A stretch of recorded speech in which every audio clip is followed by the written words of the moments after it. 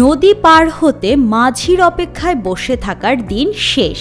উড়ন্ত গাড়িতে করে আপনি সহজেই এখন নদী পার হতে পারবেন। চীনের ইয়াংজি নদীর ওপর উড়ন্ত গাড়ির সফল পরীক্ষা শেষ করেছে চীনের ইভিটল ডেভেলপার অটোফ্লাইট।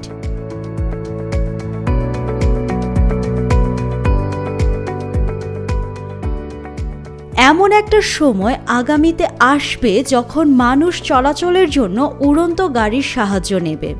এই বিমানটি তাদের ঘাঁটি থেকে উড্ডয়ন করে ইয়াংজি নদীর অতিক্রম করে নদীর উপর চক্কর দেয় এবং তারপর ঘাঁটিতে ফিরে আসে।